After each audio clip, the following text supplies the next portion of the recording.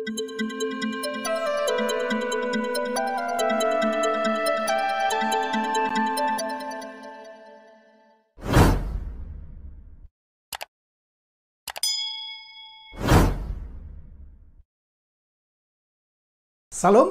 berjumpa lagi dengan saya Effendi Tobing dalam Boker Top Channel.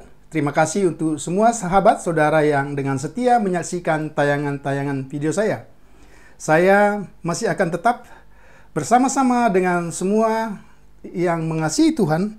Kita akan membahas kelanjutan dari seri konseling yang ke-6, tapi bagian yang pertama. Mengapa? Karena topik ini begitu menarik, tetapi cukup luas. Dan ini bisa memberikan pengajaran, pemahaman, dan bersifat aplikatif untuk dapat kita terapkan dalam kehidupan kita sebagai hamba Tuhan, tetapi sekaligus juga sebagai konselor. Adapun tema kita hari ini berbicara tentang konseling Alkitabiah. Ya, tentu dengan pemahaman bahwa firman Tuhan menjadi satu-satunya jawaban atas masalah hidup manusia. Ini yang kita perhatikan, dan saya ingin membaca satu bagian firman Tuhan dari Mazmur pasal 19. Kita hanya akan membaca beberapa ayat, khususnya ayat yang ke-8 sampai dengan ayat yang ke-10. Demikian firman Tuhan. Taurat Tuhan itu sempurna, menyegarkan jiwa. Peraturan Tuhan itu teguh, memberikan hikmat kepada orang yang tak berpengalaman. Titah Tuhan itu tepat, menyukakan hati. Perintah Tuhan itu murni, membuat mata bercahaya. Takut akan Tuhan itu suci, tetap ada untuk selama-lamanya. Hukum Tuhan itu benar, adil semuanya. Saudara yang saya kasihi dalam Tuhan Yesus Kristus, hari ini kita akan membahas pada bagian yang pertama, sebagaimana yang saya janjikan tadi. Mari kita perhatikan. Firman Tuhan menjadi jawaban satu-satunya bagi masalah hidup manusia. Kita akan coba melihat secara menyeluruh dari Mazmur pasal yang ke-19, mulai dari ayat pertama sampai dengan ayat yang ke-15. Mari kita perhatikan. Mazmur 19 seringkali disebut sebagai Mazmur dengan dua kitab. Kitab yang pertama, itulah Mazmur 19 ayat 1 sampai dengan ayat 7, yang merupakan pernyataan umum yang memperkenalkan Tuhan sebagai pencipta yang tak dapat ditolak oleh manusia dengan dalih apapun. Itu yang pertama. Sehingga tidak ada atau adakah tempat di mana tidak ada Tuhan? Ini menjadi pertanyaan yang betul-betul menjadi pertanyaan yang mendasar. Yang kedua, kitab yang kedua, Mazmur 19 ayat 8 sampai 15, merupakan pernyataan khusus di mana Allah memperkenalkan dirinya di dalam kitab suci yang dapat mengubah hidup manusia berdosa. Dan kita tahu apa yang dikatakan oleh penulis Ibrani, firman Tuhan itu seperti pedang bermata dua. Mari kita perhatikan pada bagian yang pertama. Saudara, Mazmur 19 adalah Mazmur yang penuh dengan paralelisme, dengan kesejajaran, sehingga Mazmur ini sangat digemari dan mudah dipahami. Mari kita perhatikan kesejajaran yang pertama di dalam ayat yang pertama, atau juga di dalam ayat kedua dalam terjemahan lain, dikatakan langit dan cakrawala atau bentangan atau kubah sebagai subjek. Perhatikan, ada paralelisme antara langit dan cakrawala sebagai subjek dari pernyataan Allah. Kemudian menyatakan atau memproklamirkan dan menceritakan adalah kata kerja yang dipakai untuk menyatakan pernyataan Allah. Yang ketiga, kemuliaan Allah dan pekerjaan tangannya merupakan objek. Masih ada banyak sinonim-sinonim lain dan deskripsi-deskripsi lain yang begitu terang benderang dari kitab Mazmur pasal 19 ini, sehingga sekali lagi kitab ini begitu menarik untuk kita pahami dan kita selidiki khususnya dalam konteks konseling. Kita lihat kitab yang pertama. Pemazmur memperkenalkan mazmur ini dengan satu presentasi yang luar biasa tentang kemuliaan Allah di surga yang tidak tampak, dengan suatu pernyataan langit menceritakan kemuliaan Allah. Itu kita lihat di dalam ayat yang kedua. Kemuliaan Allah atau kemuliaan Tuhan itu dilukiskan dengan warna-warni cemerlang di atas langit. Daud menegaskan bahwa desain alam semesta dan kekuatan alam semesta menunjukkan kemuliaan Sang Pencipta yang gilang gemilang seperti panji yang membentang dari cakrawala ke cakrawala. Ini satu gambaran yang fenomenal sekali dijelaskan di dalam Mazmur pasal 19.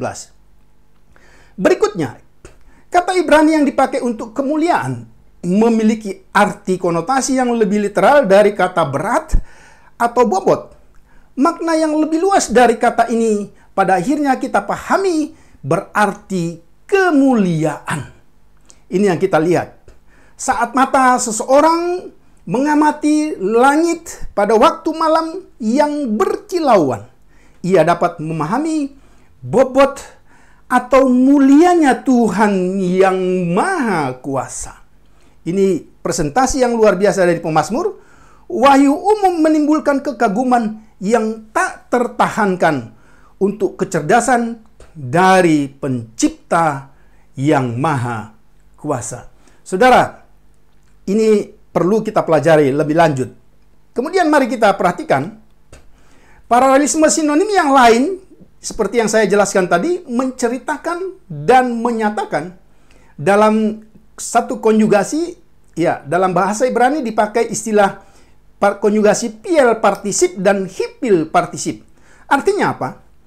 Berarti kata menceritakan dan menyatakan ini sebenarnya untuk menunjukkan bahwa satu tindakan yang sedang berlangsung secara aktif. Kalau dalam bahasa Inggris kita kenal bentuk inform, gitu ya. Ini yang kita perhatikan. Artinya, kemuliaan Tuhan itu secara terus-menerus dan secara aktif ditampilkan oleh dunia yang diciptakan, yang berada di sekitar kita. Karena itu memang seperti yang saya katakan tadi, tidak ada tempat di mana tidak ada Tuhan. Ayat 12 lebih lanjut menyoroti durasi kerja alam yang terus berlangsung untuk menunjukkan kemuliaan Tuhan sehingga dapat diamati, diinderai manusia di segala waktu dan segala tempat. Ini yang kita perhatikan. Maka dikatakan siang hari ke siang hari mencurahkan perkataan dan malam ke malam mengungkapkan pengetahuan tentang Tuhan. Ini yang kita lihat. Kata mencurahkan atau meluap keluar adalah kata kerja yang berarti menggelembung. Kita ingat kalau kita minum atau minuman soda, ya, kemudian kita kocok, ya, maka ketika kita buka tutup botolnya itu dia akan menguncrat karena ada tekanan. Nah, kata mencurahkan di sini sama seperti perkataan Daud, sebagaimana wahyu Allah itu berada di bawah tekanan untuk membawa kemuliaan Tuhan ke permukaan. Ini kata yang tidak pernah salah pilih dari penulis Alkitab yang diilhami oleh Roh Allah. Kemudian kita perhatikan lagi, tidak ada ucapan ayat yang berikutnya. Ya, ada negasi atau kalimat yang negatif, tidak ada ucapan, tidak ada kata-kata, suaranya tidak terdengar. Itu ayat 3. Penekanan ayat ini bukan pada lokasi pesannya, tapi pada bahasa pesannya. Coba kita berhenti sejenak.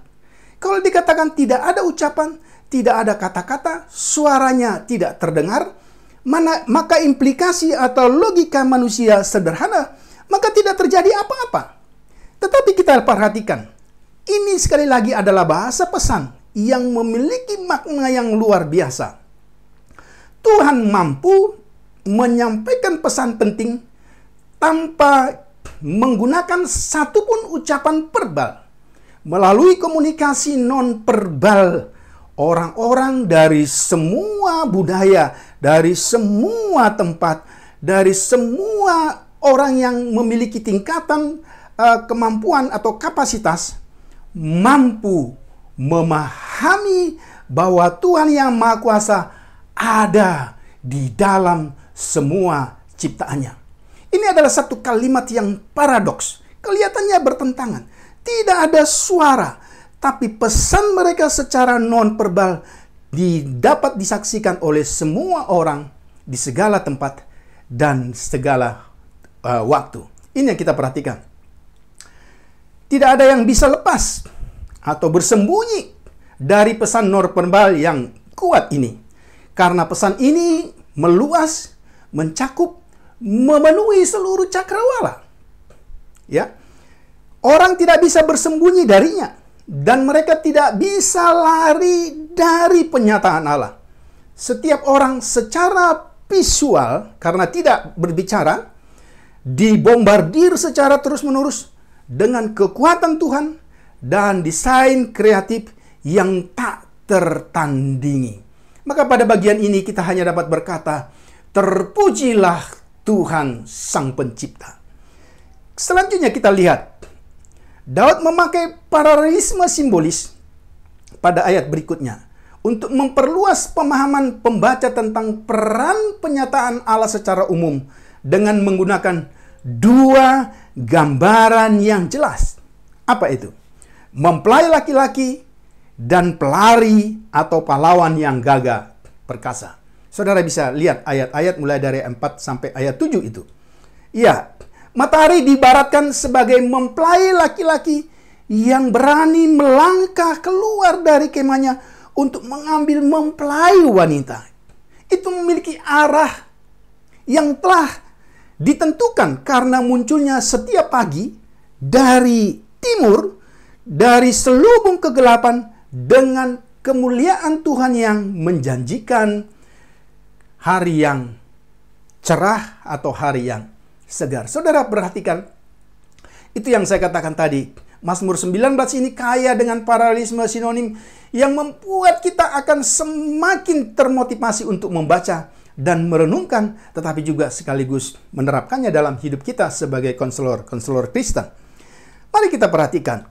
Kemudian, matahari juga berjalan dari satu ujung langit ke ujung langit lainnya, seperti orang yang kuat atau pahlawan yang gagah perkasa.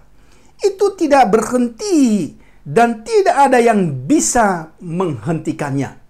Jadi pelari yang baik tetap fokus pada tujuan, menyelesaikan lomba seperti matahari fokus menyelesaikan jalur yang telah diberikan Sang Pencipta. Karena Allah adalah pencipta, Dia menggunakan seluruh ciptaannya untuk menjelaskan dengan clear dan sejelas-jelasnya tentang siapa Dia yang sesungguhnya. Semua tekad, gerakan yang teratur. Saudara perhatikan ya, kalau matahari tiba-tiba terbit, kemudian terbenam, terbit, terbenam, apa yang akan terjadi gitu ya. Semua tekad, gerakan yang teratur, keteraturan dan kekuatan ini adalah bukti yang melimpah dari kemuliaan Tuhan.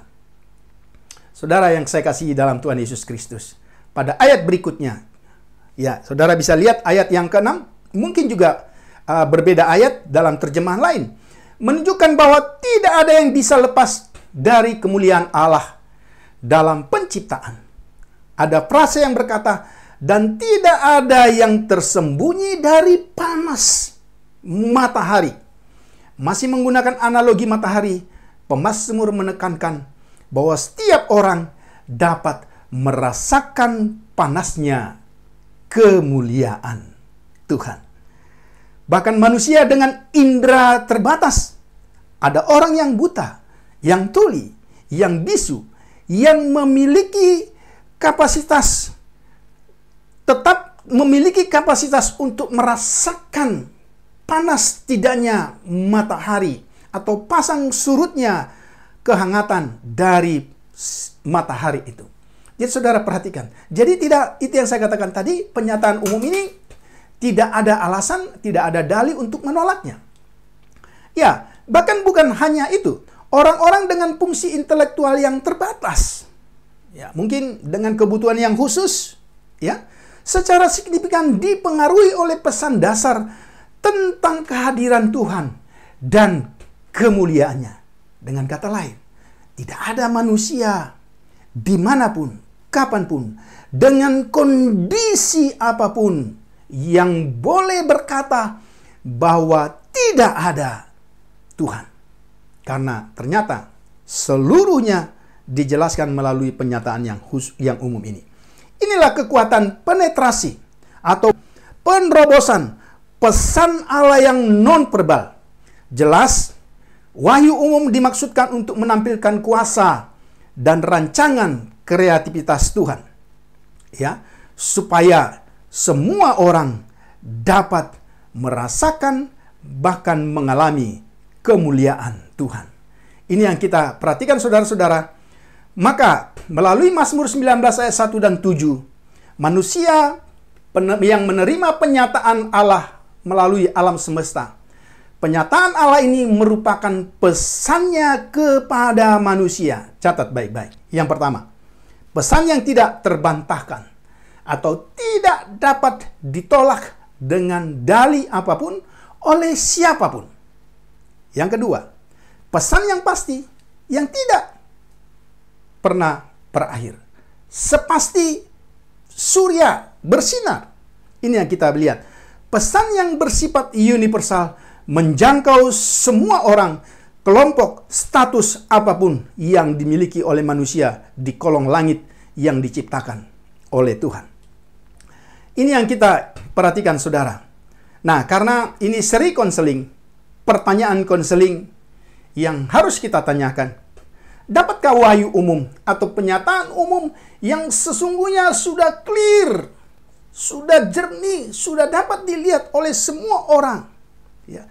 Dapatkah ini menjadi dasar untuk memperbaharui atau untuk atau untuk memperbaiki jiwa manusia yang telah rusak? Itu pertanyaan konselingnya. Maka sekali lagi teman-teman, jangan berhenti di part 1. Kita akan lanjutkan nanti mengapa saya katakan firman Tuhan menjadi satu-satunya jawaban atas seluruh problem hidup manusia. Ada di bagian part 2 sebagai intinya. Nah, menurut Mazmur 19, peran wahyu umum adalah untuk mempengaruhi semua orang dengan kemuliaan Tuhan. Rasul Paulus memahami pesan atau peran wahyu umum dan menyatakan seperti ini. Sebab sejak penciptaan dunia, atribut-atributnya yang tidak kelihatan, kuasanya yang kekal, dan sifat ilahinya telah terlihat dengan jelas, dipahami melalui apa yang telah dijadikan, sehingga semuanya itu tanpa alasan. Ini yang kita lihat dalam catatan kitab Roma pasal 1 ayat yang ke-20. Akan tetapi, ya dalam konteks konseling, ada masalah besar yang menghalangi peran wahyu umum. Karena hal itu dapat diabaikan sama sekali atau bahkan disalahpahami. Sampai hari ini masih ada orang yang tidak percaya tentang adanya Tuhan. Padahal sudah jelas. Nah, ini menjadi persoalan. Pesan yang kuat dan ada di mana-mana itu dapat terdistorsi atau dirusak dan disensor oleh manusia yang telah berdosa. Persoalannya bukan pada wahyu umum penyataan Allah yang sudah jelas terang menderang, tetapi pada manusia yang telah berdosa yang mendistorsinya. Lebih lanjut kalau kita lihat apa pesan Rasul Paulus di dalam Roma 1 ayat 18-19, sebab murka Allah dinyatakan dari surga terhadap segala kefasikan dan ketidakbenaran manusia yang menindas kebenaran dengan ketidakbenaran, karena apa yang diketahui tentang Allah, itulah penyataan umum, nyata di dalam diri mereka, karena Allah menyatakan kepada mereka. Hati manusia tidak pernah bisa netral tentang kebenaran. Dalam ketidakbenarannya, manusia menentang Tuhan dan pengetahuan yang mendasar tentang Tuhan. Masalah dalam terapi, ketika hanya menggunakan rasio, atau boleh saya katakan, saya pinjam istilah konseling psikologi. Saudara jangan salah memahami. Saya bukan anti psikologi, tapi yang saya maksudkan adalah psikologi sekuler. Nanti dalam bagian berikutnya saya akan kasih contoh-contoh, atau pada bagian sesi-sesi berikutnya saya akan memberikan contoh-contoh apa yang dimaksud dengan psikologi sekuler. Ya, psikologi yang hanya mengandalkan akal pikiran manusia, yang hanya akan mencoba mengobati, membuat terapi, tapi tidak memiliki dasar untuk mengubah jiwa manusia yang rusak sebagai sumber persoalan manusia. Ya, informasi yang berasal dari alam adalah informasi yang statis, yang dapat dipelintir dan dikaburkan, bahkan disalahgunakan oleh kelicikan hati yang penuh dosa. Sehingga saudara, tunggu part 2. Bagaimana nanti judul yang saya sudah katakan tadi, bahwa firman Allah menjadi satu-satunya solusi bagi persoalan hidup manusia. Salam.